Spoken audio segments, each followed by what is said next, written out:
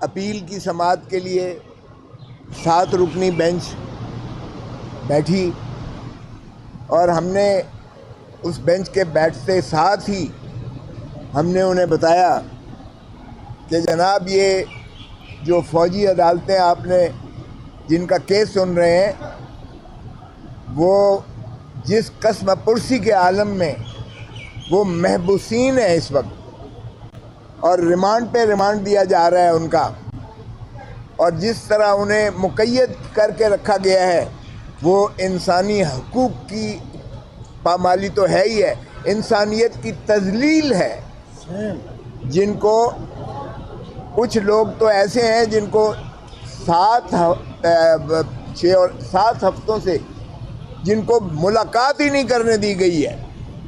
اور ایک آیا ہوا ہے وہ کہتا ہے کہ مجھے باپ، اس کا باپ ہے، وہ کہتا ہے مجھے یہ نہیں پتا کہ میرا باپ زندہ ہے کہ مر گیا ہے۔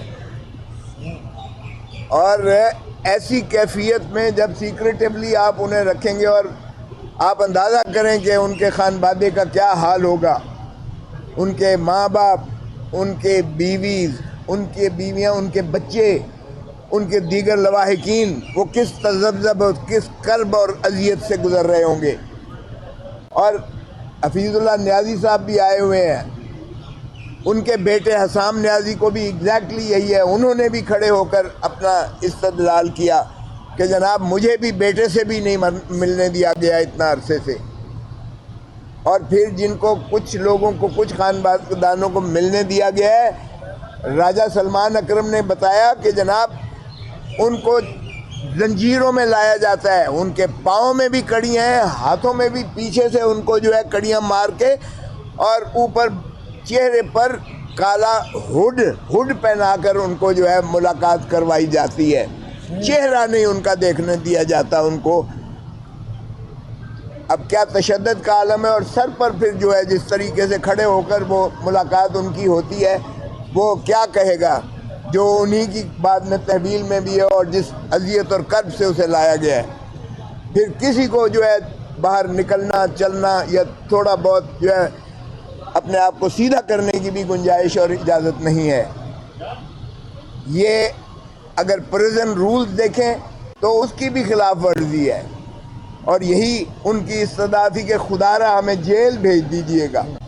تاکہ جیل کے قواعد اور ضوابط ہمارے اوپر اطلاق ہوں اور ہمیں سانس لینے کی اجازت مل سکے۔ تو یہاں سے شروعات ہم نے کی ہے، اور پھر بینچ نے ان کو، اٹارنی جنرل کو کہا کہ یہ کیا ہو رہا ہے۔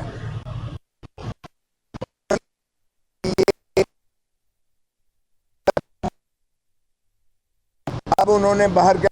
سخت اس پر جو ہے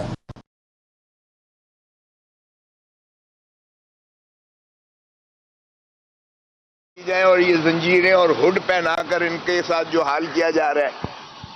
مجھے تو لگتا ہے کہ اٹارنی جنرل بھی بے بس ہے اور یہ عدلیہ بھی بے بس ہے۔ اس لیے بے بس ہے کہ اگر بار بار کہنے کی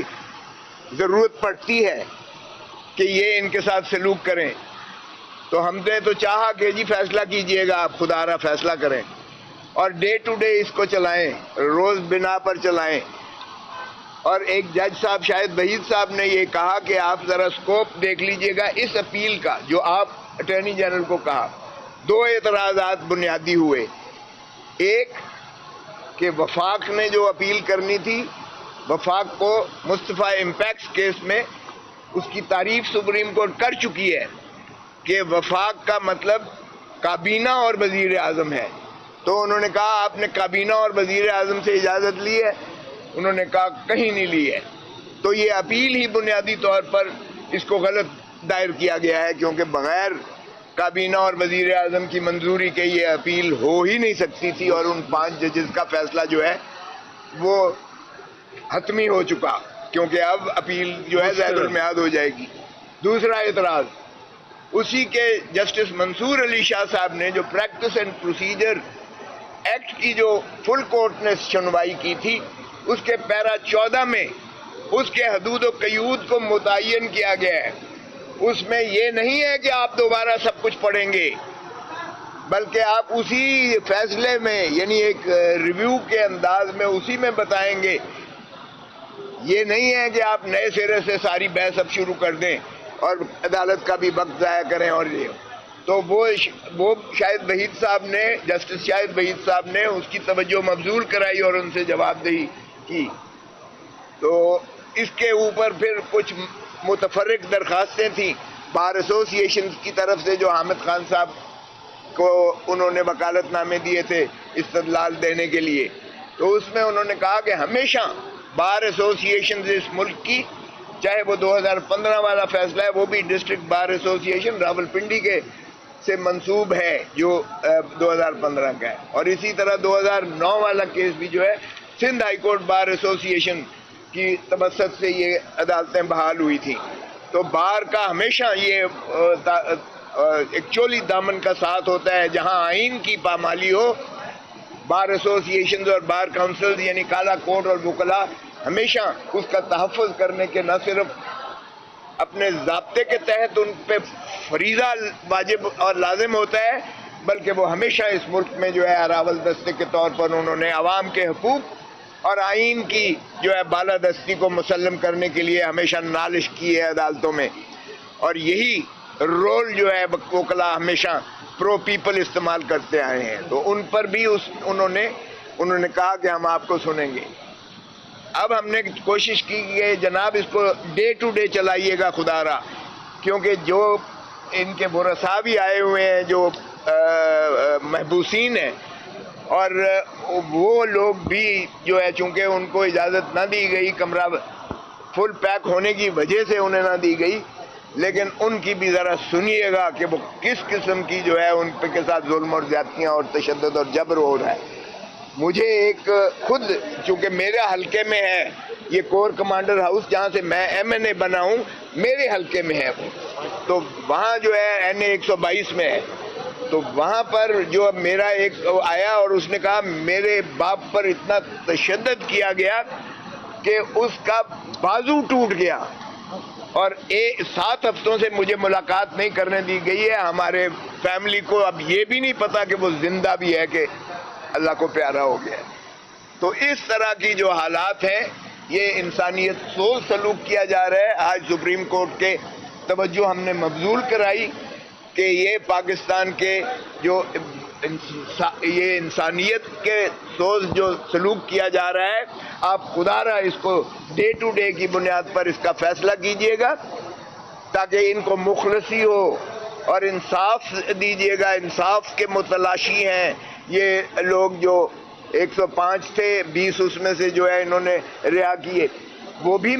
پچھلے فیصلے میں, پچھلے فیصلہ جو آرڈر ہوا تھا اس میں سپریم انہی بینچ نے حکم دیا تھا کہ ان 20 لوگوں کے جو فیصلے ہیں وہ فیصلے کی نقول اور ان کے متعلقہ ریکارڈ پیش کیا جائے,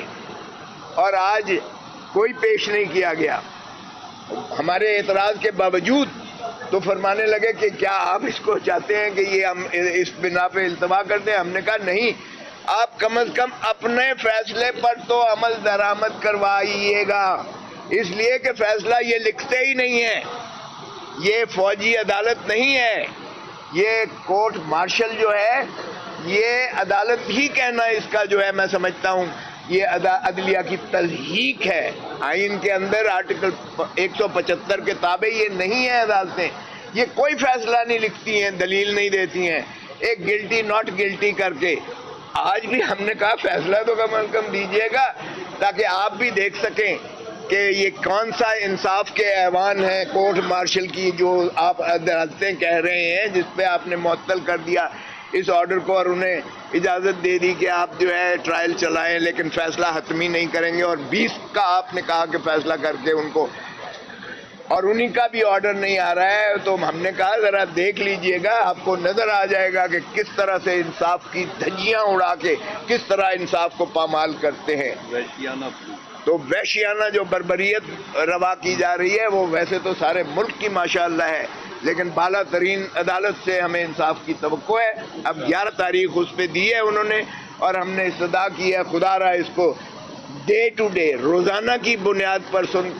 اس کو یکسو کیجیے گا، اس کا فیصلہ کیجیے گا پاکستان کی عوام، اور پاکستان کا آئین بھی آپ سے متقاضی ہے کہ